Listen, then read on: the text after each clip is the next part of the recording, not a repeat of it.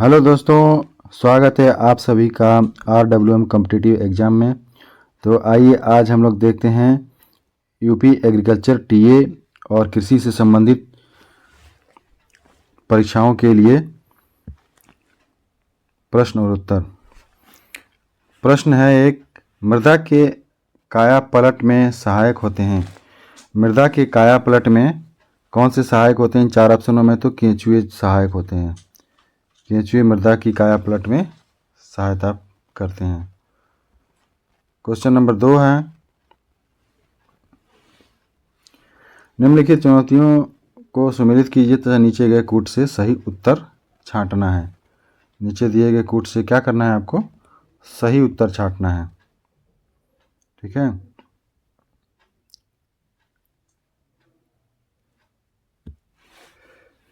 इसमें दिया है क्या कि झोंका रोग। झोंका रोग किससे होता है? झोंका रोग, तो झोंका रोग का कारक होगा फफूंद। तीसरा, धारी रोग। धारी रोग का कारक कौन सा होगा? तो धारी रोग का कारक होगा आपका जीवाणु। धारी रोग जीवाणु द्वारा होता है।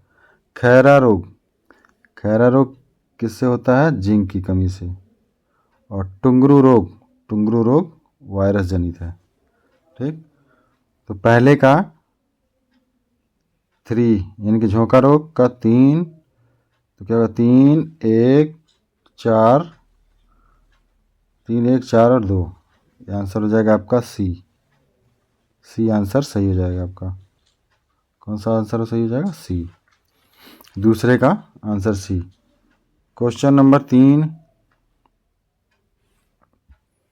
क्वेश्चन नंबर 3 है, कंपोस्ट कहते हैं। कंपोस्ट किसे कहते हैं? तो कार्बनिक पदार्थों से बनी खाद को कंपोस्ट कहते हैं। कार्बनिक पदार्थों से बनी खाद को कंपोस्ट कहते हैं। क्वेश्चन नंबर है 4, क्वेश्चन नंबर 4 में है, क्या मृदा में सबसे अधिक मात्रा में कौन सा तत्व पाया जाता है? तो मृदा में ऑक्सीजन सबसे अधिक पाया जाता है। मृदा में ऑक्सीजन सबसे अधिक पाया जाता है। क्वेश्चन नंबर 5, क्वेश्चन नंबर 5 क्या है? क्वेश्चन नंबर 5 में दूध का पीएच मान होता है। दूध का पीएच मान कितना होता है? 6.6। दूध का पीएच मान 6.6 होता है। क्वेश्चन नंबर 6, क्वेश्चन नंबर 6 में है, ओजोन परत का प्रभाव डालते हैं। तो ओजोन परत का प्रभाव डालने में इनमें से कोई नहीं है। इसका आंसर हो जाएगा डी। क्वेश्चन नंबर 7, फसल चक्र के लिए प्रभावी कारक है। फसल चक्र के लिए प्रभावी कारक कौन सा है? तो मृदा भी है, जलवायु भी है और सिंचाई प्रबंधन, यानी कि तीनों फसल चक्र के लिए प्रभावी कारक है।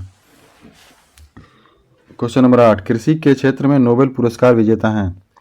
कृषि के क्षेत्र में नोबेल पुरस्कार विजेता कौन है? Doctor Norman E Borlaug. Doctor Norman E Borlaug, ये हरित क्रांति के जन्मदाता भी हैं। क्वेश्चन नंबर 9, क्वेश्चन नंबर 9 है, भूमि विकास बैंक किसानों को ऋण उपलब्ध कराता है। भूमि विकास बैंक किसानों को ऋण उपलब्ध कराता है। भूमि विकास बैंक किस लिए कराता है? लंबी अवधि के लिए ऋण, लंबी अवधि के लिए ऋण उपलब्ध कराता है भूमि विकास बैंक।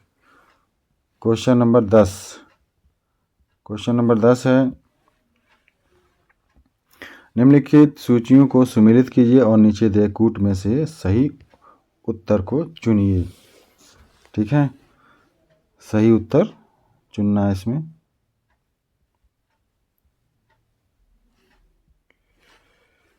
सही उत्तर में है अंगूर। अंगूर का वनस्पतिक नाम बताना है। अंगूर का वनस्पतिक नाम, अंगूर का वनस्पतिक नाम क्या हो जाएगा आपका? विटिस वेनिफेरा। अंगूर का हो जाएगा आपका 4, विटिस वेनिफेरा अंगूर का। प्याज, प्याज का वैज्ञानिक नाम क्या हो जाएगा? एलियम सेपा।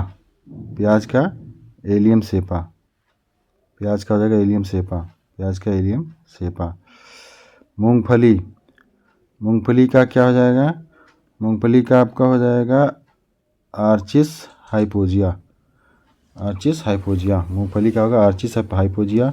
और सरसों का हो जाएगा ब्रेसिका कैम्पेस्ट्रिज। सरसों का ब्रेसिका कैम्पेस्ट्रिज हो जाएगा। यानी कि आंसर आपका हो जाएगा क्या चीज़? डी। आंसर आपका डी सही हो जाएगा। इसमें 10वें का आंसर हो जाएगा आपका डी।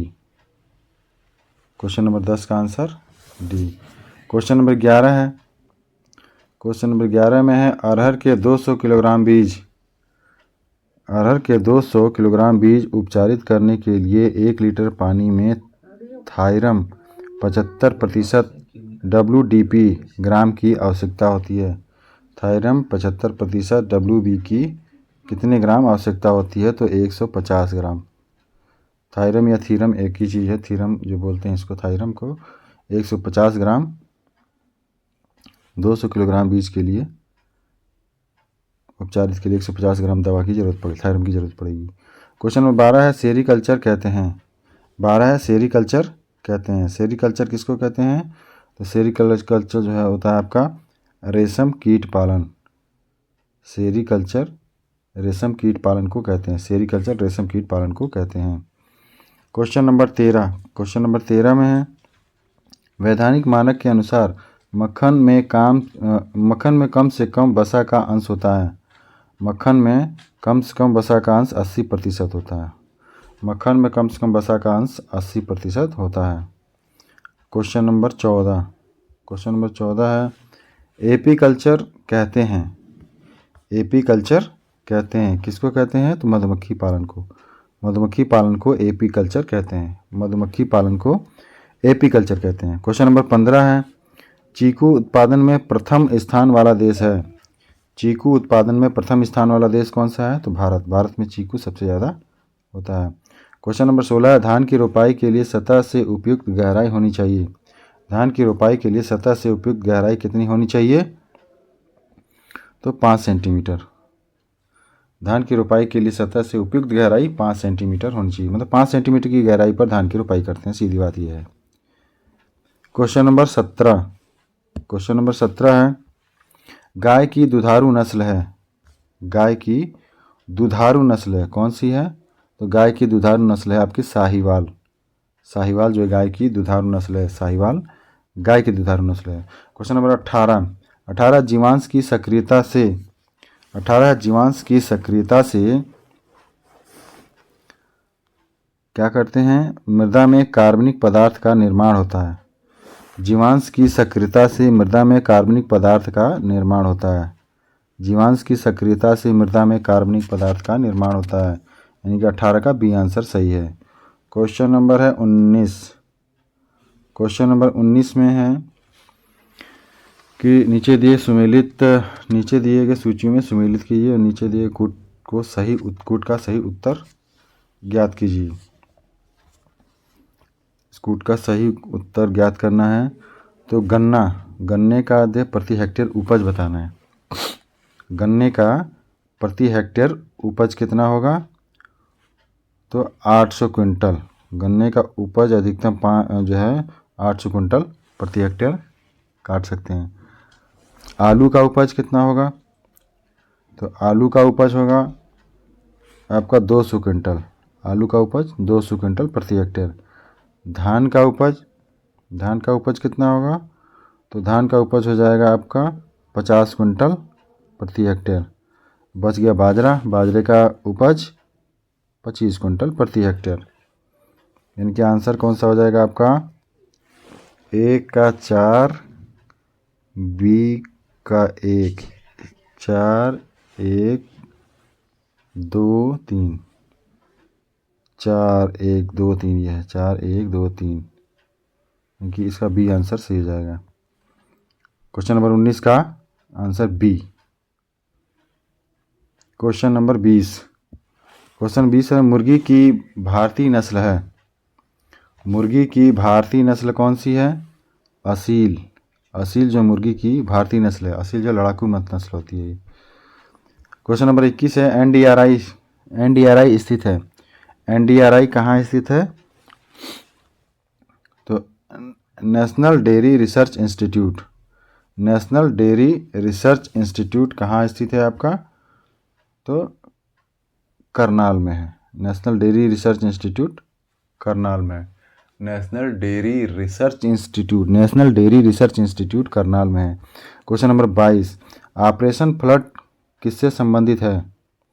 ऑपरेशन फ्लड किससे संबंधित है? तो डेयरी विकास से, यानी दूध उत्पादन, डेयरी विकास से। ऑपरेशन फ्लड डेयरी विकास से संबंधित है।